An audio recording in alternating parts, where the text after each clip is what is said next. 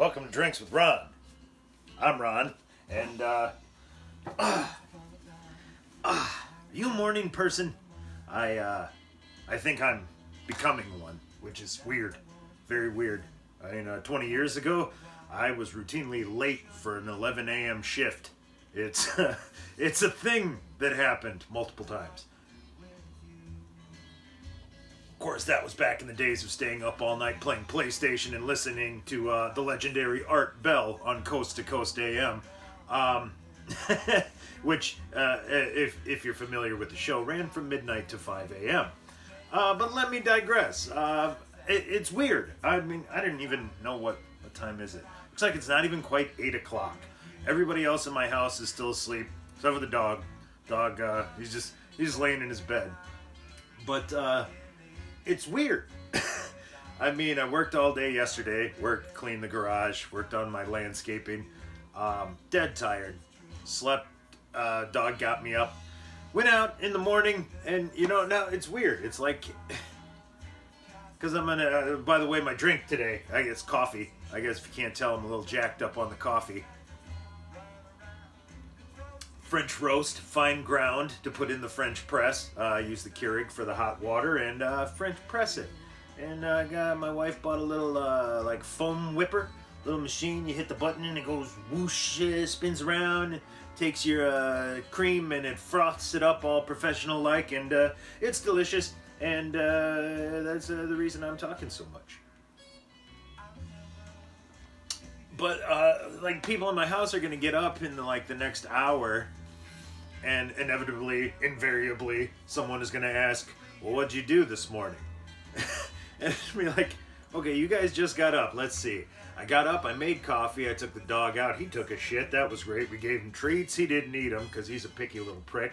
3 separate kinds of treats, didn't eat them. Sitting on the floor upstairs. Don't step on them. Then I came downstairs with my coffee, learned a new song, my new favorite song, Chris Stapleton, big fan, resurrecting the genre of country music. Is it too much for me to ask that him and Eric Church get together and become this new Waylon and Willie combo that fulfills some sort of country prophecy? And anyway, then I watched some. I learned some interesting information about the alignments of monoliths and monuments in Central and Southern America, how they relate to the poles. Very interesting. Very interesting. Crustal displacement theory, talking about how maybe the poles could have been in different spots over the last tens of thousands of years. Anyway, it's not quite 8 a.m. That's what I've already done. So it just seems like, I mean, when you're a kid, you hear old people, oh, you're wasting the day. And it was such an old guy thing to say. But literally, like I said, the sun isn't even all the way covering my back deck. There's frost on everything, so I couldn't even go out there. I had to stand in the doorway today like an idiot. It's too damn cold.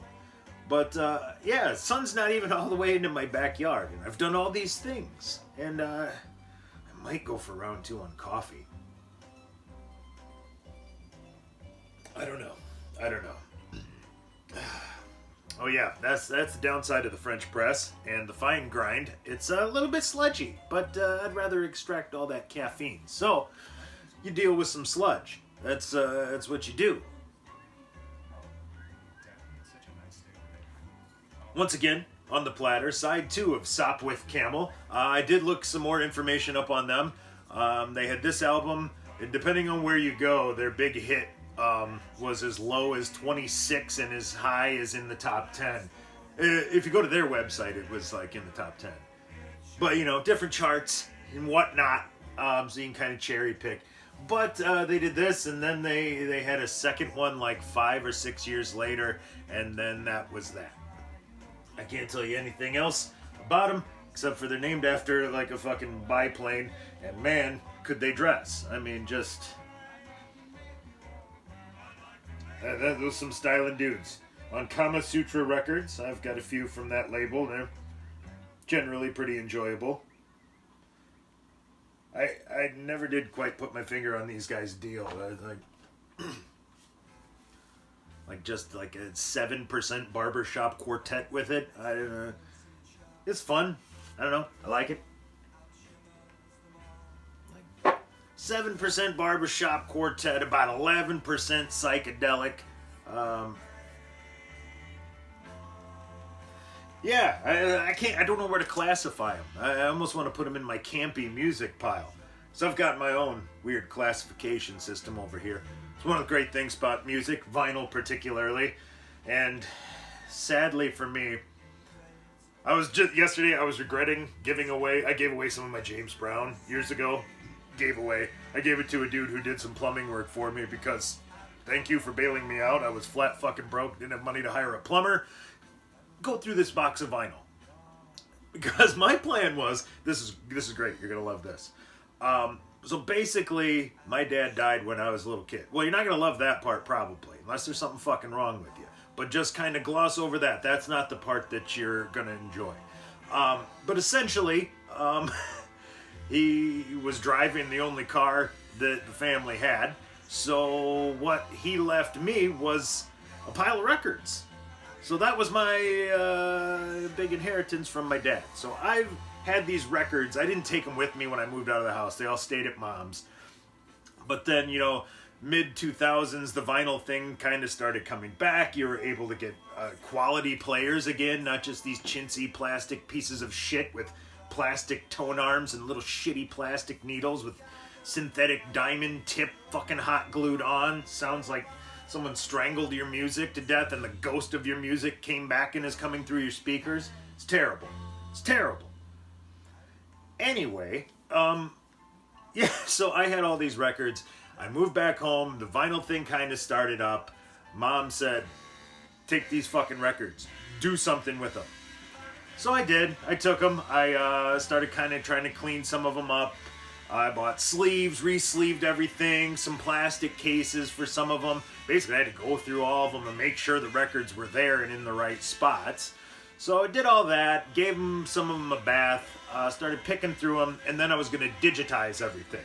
Feed them into my computer, bought a sound card with RCA jacks, fed it directly in. Boom, recorded, cut them to tracks, labeled, all these albums digitized. And then I'm going to get rid of them. Because they're digitized, I don't need all this fucking vinyl. I mean, it was maybe a crate, 2 crates of vinyl, we'll say. We'll be generous. We'll say it's 2 crates of vinyl I inherited.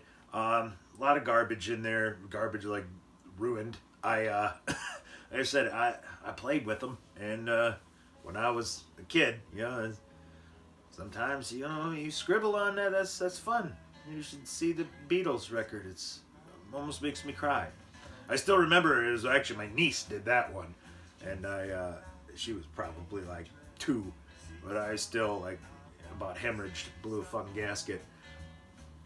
But back to the thing that you're gonna find funny, because I gotta wrap this up. We gotta keep them short. I knows how yous peoples don't like me rambling on past 12 minutes, so we're gonna keep it short. Anyway. I had all my dad's vinyl. I digitized them. Then the plan was to just sell them off and get rid of this shit because I didn't want a bunch of vinyl. That's the part you're going to find funny because I had 2 crates of vinyl. And after I started getting rid of them, I have 1, 2, 3, 4, 5, 6, 7, 8, 9, 10 crates of vinyl that I'm keeping. And I've got 8 crates of vinyl over there that I want to get rid of. So, and there's another partial crate on the floor. So roughly 18 crates of vinyl is what I'm down to from the 2 I started with. So you'll see this is going well. I actually bought a shelf at a garage sale yesterday that I now get to alter. It'd be perfect over there. More room for vinyl.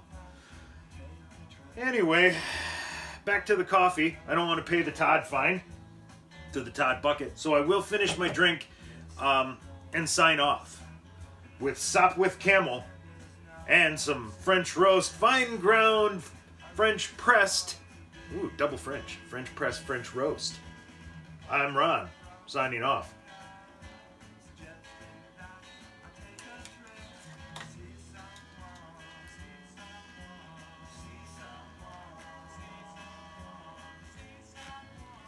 Yeah, can't figure these guys out.